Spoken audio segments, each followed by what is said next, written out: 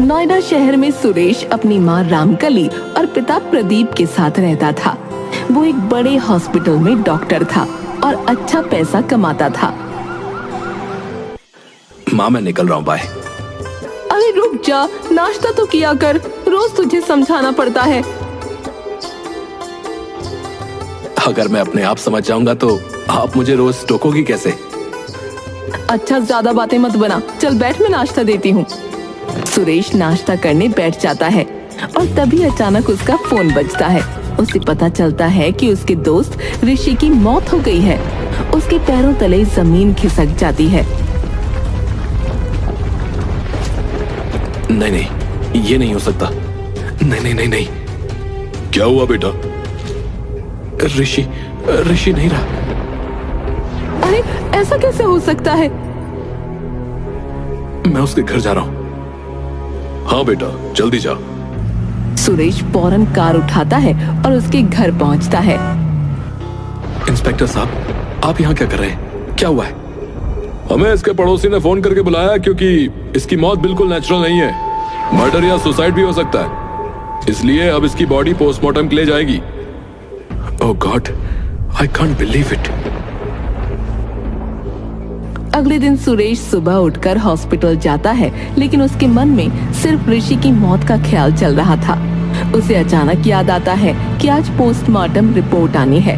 वो तुरंत police station पहुंचता है। इंस्पेक्टर साहब, क्या ऋषि की पोस्टमार्टम रिपोर्ट आ गई? हाँ, रिपोर्ट आ गई है। तो क्या पता चला? रिपोर्ट के मुताबिक ऋषि की मौत ड्रग ओवरडोज से हुई है। Drug overdose? ये कैसे हो सकता है?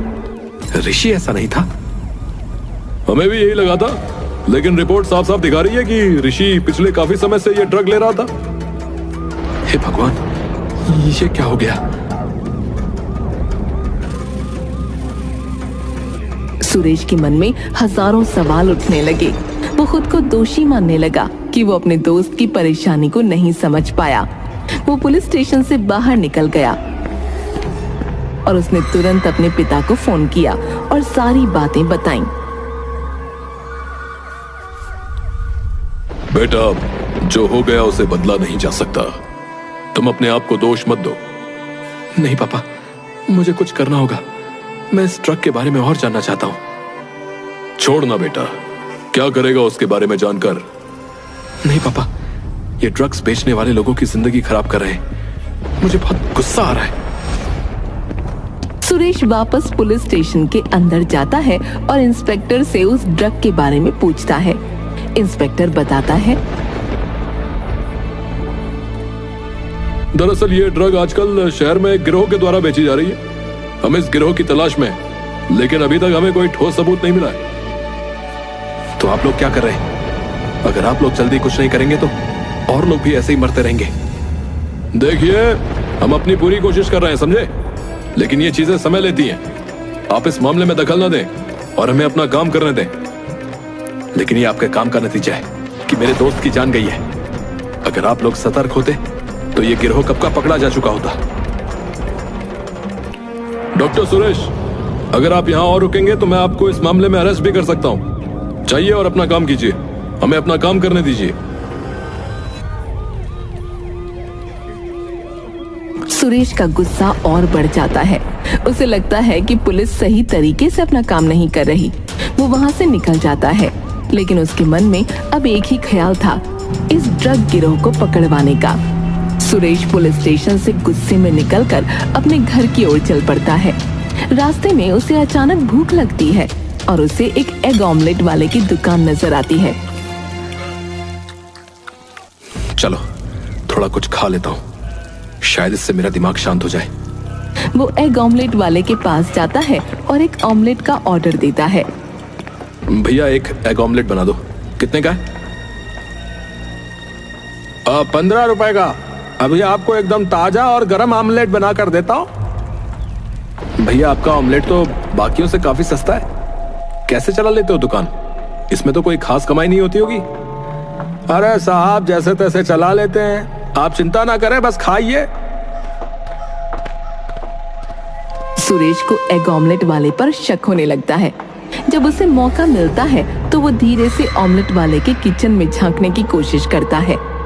देखता हूँ क्या चल रहा है यहाँ पर। कहीं ये कोई मिलावट तो नहीं कर रहा है जो इतना सस्ता बेच रहा है। सुरेश जैसे ही किचन में कदम रखता है उसके होश उड़ जाते हैं। वहाँ उसे ड्रग्स के पैकेट्स दिखाई देते हैं। ये क्या हो रहा है यहाँ? सुरेश की आंखें बड़ी हो जाती हैं। अब वो समझ चुका था कि ये एग ऑमलेट बेचने की दुकान सिर्फ एक बहाना है। असल में ये एक ड्रग डीलर है। ये तो वही ड्रग है जिसकी वजह से ऋषि की मौत हुई थी। मुझे पुलिस को तुरंत बुलाना होगा। सुरेश फौरन अपने मोबाइल से पुलिस को कॉल करने की कोशिश करता है, पर कॉल लगती नहीं। उसी समय उसकी दुकान पर एक पुलिस वाला आ जाता है। सुरेश उसके पास जाता है और धीरे से उससे कहता है, इंस्पेक्टर साहब, ये एग ऑमलेट वाला असल में ड्रग डीलर है। किचन में चलिए, आपको सबूत मिल जाएगा। ऐसा है तो तुम चलो, मैं पीछे पीछे आता हूँ। सुरेश किचन में पहुंचकर पुलिस के आने का इंतजार करने लगता है, पर तभी एग ऑमलेट वाला अचानक वहां आ जाता है। अरे तुम यहाँ क्या कर रहे हो भाई? तुम जैसे लोग इस समाज के लिए दबाओ। मेरे दोस्त की मौत तुम्हारे जैसे ही किसी ड्रग डीलर की वजह से हुई है। तुम्हें शर्म आनी चाहिए। अरे सुनो भाई सुनो, तुम गुस्से में हो, मैं समझ सकता हूँ, लेकिन मैं तुम्हें एक ऑफर देना चाहता हूँ। क्या बकवास कर रहे हो? देखो, तुम पैसे ले लो और मेरे पार्टनर बन जाओ। हम दोनों मिलकर बहुत पैसा कमा सकते हैं, समझे? तुमने मेरे दोस्त की जान ली है और अब मुझे रिश्वत देने की कोशिश कर रहे हो। तुम्हारे जैसे लोग इस दुनिया में रहने के लायक नहीं है, समझे? इसी बीच पुलिस वाला वहां पहुंच जाता है, लेकिन जब सुरेश उनसे बात करने की कोशिश करता है तो वो ये देखकर हैरान रह जाता है कि पुलिस वाला भी एग ऑमलेट वाले के साथ मिला हुआ है। क्या आप भी इसमें शामिल हैं? क्या हो गया है इस दुनिया को? मैं इस मामले को आपके सीनियर अधिकारियों तक ले जाऊंगा। आप सबको इसका अंजाम भुगतना पड़ेगा। देखो डॉक्टर साहब, आप हमें धमकी मत दो, वरना आपके लिए परेशानी खड़ी हो जाएगी, समझे? अरे नहीं नहीं, रुको, हम तुम्हें सच बताते हैं। फिर एग ऑमलेट वाला और पुलिस इंस्पेक्टर दोनों अपना आईडी कार्ड दिखाते हैं और बताते हैं कि वो असल में पुलिस वाले हैं। अरे हम असली पुलिस वाले हैं और ये सब एक सीक्रेट ऑपरेशन है, समझे? मेरा नाम रोहन है और ये करण है। हम असली ड्रग डीलरों और उनके बॉस को पकड़ने के लिए अंडर कवर काम कर रहे हैं, समझे? ये जो तुमने किचन में देखा वो असली ड्रग नहीं है। ओह, आई एम सो सॉरी। अगर ऐसा है तो मैं भी आपकी मदद करना चाहता हूँ। मेरे लिए ये एक पर्सनल मैटर है। अरे ये बहुत खतरनाक काम है, हम तुम्हें इसमें शामिल नहीं कर सकते। प्लीज, मैं मदद करना चाहता हूँ, ये मेरे लिए जरूरी है। पुलिस वाले पहले तो मना करते हैं, लेकिन सुरेश के जोर देने पर वो मान जाते हैं। ठीक है, अगर तुम इतने ही अड़े हुए हो तो सुनो, तुम किसी असली ड्रग डीलर से ड्रग खरीदने की कोशिश करो और बातों बातों में उसे रोहन के बारे में बता दो। कहो कि ये एग ऑमलेट वाला नकली ड्रग बेचता है और इसकी वजह से मार्केट में उनके ड्रग का नाम खराब हो रहा है। समझ गया, मैं ये काम करूंगा। सुरेश पुलिस वालों की योजना के अनुसार अपने रूप को बदलता है और चेहरे पर हल्की दाढ़ी और आंखों में काला चश्मा लगाकर एक ड्रग डीलर की तलाश में निकल पड़ता है। चलो सुरेश, अब ये तेरी असली परीक्षा है। तुझे ये काम किसी भी कीमत पर करना ही होगा। शहर की अंधेरी गलियों और कोनों में सुरेश कई बार नकली पहचान के साथ पहुंचता, लेकिन उसे कोई बड़ा ड्रग डीलर नहीं मिलता। ये काम जितना सोचा था उससे कहीं ज्यादा मुश्किल साबित हो रहा था, लेकिन सुरेश हार मानने वालों में से नहीं था। सुन, मुझे असली माल चाहिए और तुम्हारी इन बकवास चीजों में मेरा कोई इंटरेस्ट नहीं है, समझे? मुझे किसी बड़े आदमी से मिलवा। बड़े आदमी से? भाई तो ऐसे किसी से मिलते नहीं बे। वैसे भी तुझे असली माल क्यों चाहिए रे? क्योंकि मैं बिजनेस में बड़ा खेल खेलना चाहता हूँ। ये छोटा मोटा काम मेरे लिए नहीं है। अब अगर तेरे पास मेरे काम की कोई चीज नहीं है तो मैं किसी और को ढूंढ लूंगा। वो लोग अभी ये बात कर ही रही थी कि वहाँ पुलिस पहुँच गई और उन्होंने सुरेश को पकड़ लिया। पेडलर भाग निकला। अरे आप लोग मुझे क्यों पकड़ रहे हैं? मैं तो आपका ही काम कर रहा हूं। अरे क्या बक रहा है तू? है अपना मुंह बंद रख। पुलिस उसे ले जाकर हवालात में बंद कर देती है। उसकी समझ में कुछ नहीं आता कि ये क्या हुआ। वो चिल्लाता है, अरे अरे मुझे आपके अंडरकवर इंस्पेक्टर करण और रोहन ने ये करने के लिए कहा था ताकि इस ड्रग्स के रैकेट के पीछे के मास्टरमाइंड को पकड़ा जा सके। अरे किसी और को बेवकूफ बनाना, समझे? इंस्पेक्टर करण मैं ही हूँ और रोहन नाम का तो कोई पुलिस वाला है ही नहीं यहाँ। और दूसरी बात, हमने कोई अंडरकवर पुलिस वाले इस केस के लिए नहीं भेजे हैं, समझे? ये सुनकर तो सुरेश के पैरों तले जमीन ही खिसक गई, क्योंकि अब उसे समझ में आया कि वो दोनों असल में ड्रग डीलर ही थे, कोई पुलिस वाले नहीं। अगर ऐसा है तो मेरी बात का यकीन करिए इंस्पेक्टर साहब, वो एग ऑमलेट वाला और उसका साथी ड्रग डीलर है। प्लीज उसकी दुकान पर जाइए, आपको उसके किचन में सारे सबूत मिल जाएंगे। अरे मुंह बंद कर ले, वरना तेरी टांगे तोड़ दूंगा, बता रहा हूं। सुरेश ने उस पुलिस वाले को बहुत समझाया, साथ ही अपने दोस्त ऋषि के बारे में भी बताया। तब जाकर उस पुलिस वाले ने सुरेश की बात मानी। ठीक है, हमें उस ऑमलेट वाले के पास लेकर चल।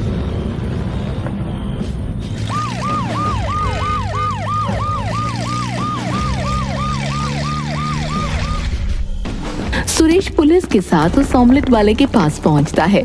पुलिस उसके किचन में रेड मारती है, लेकिन वहां कुछ भी नहीं मिलता। अरे यहाँ तो कुछ भी नहीं है। रोहन सच बोल दो, तुम बच नहीं पाओगे।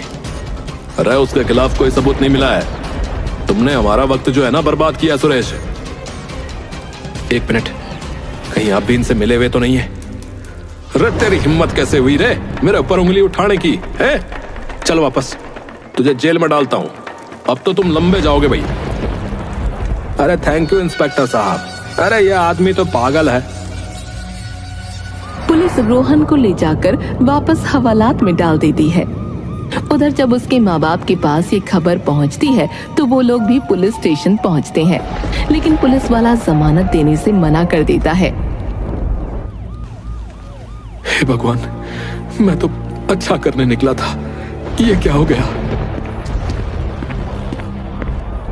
अरे बाहर आओ, तुम्हें कुछ दिखाना है। पुलिस वाला सुरेश को निकालकर एक कमरे में ले जाता है, जो देखने में किसी कंट्रोल रूम जैसा लग रहा था। पुलिस वाले ने बताया कि उन्हें रोहन पर शक था, इसलिए उन्होंने उसकी दुकान में माइक लगा दिया था, जिससे पता चला कि वो सचमुच ड्रग डीलर है और अब वो अपने मालिक से मिलने जा रहा है। तो आपने मुझे जेल में क्यों डाला और जमानत क्यों नहीं दी? अरे ताकि उसे और उसके मालिक को शक ना हो भाई। अब हमारे साथ चलो, हम इस रैकेट के मास्टरमाइंड को पकड़ने जा रहे हैं। वो लोग रोहन का पीछा करते हैं। रोहन एक गोडाउन में पहुंचता है। पुलिस धावा बोलकर उन लोगों को पकड़ लेती है और मास्टरमाइंड के रूप में सामने आता है सुरेश का बाप प्रदीप। पापा, आप तुम लोग यहाँ? हाँ भाई, हम लोग यहाँ। अरे आपने तो पुलिस को बेवकूफ समझ रखा है ना, अब आपका खेल खत्म हो लिया। तो इसीलिए आप लोगों ने मुझे जमानत नहीं दी थी? क्या आप लोगों को मेरे पिता पर पहले से शक था? हाँ भाई, क्योंकि तुम्हारे पिता सिर्फ ड्रग माफिया नहीं, एक हत्यारे भी हैं। तुम्हारा दोस्त कोई अपनी मर्जी से ड्रग ओवरडोज से नहीं मरा था भाई, उसे मारा गया था और वहां तुम्हारे बाप के होने के सबूत मिले हैं। आपने ऐसा क्यों किया पापा? उसे मेरे बारे में पता चल गया था और वो तुम्हें बताने आ रहा था, इसलिए मुझे उसको मारना पड़ा। इंस्पेक्टर साहब, इन्हें यहां से ले जाइए, वरना मैं कुछ कर बैठूंगा। पुलिस प्रदीप को पकड़कर ले गई। केस तो सॉल्व हो गया, लेकिन सुरेश पूरी तरह से टूट गया।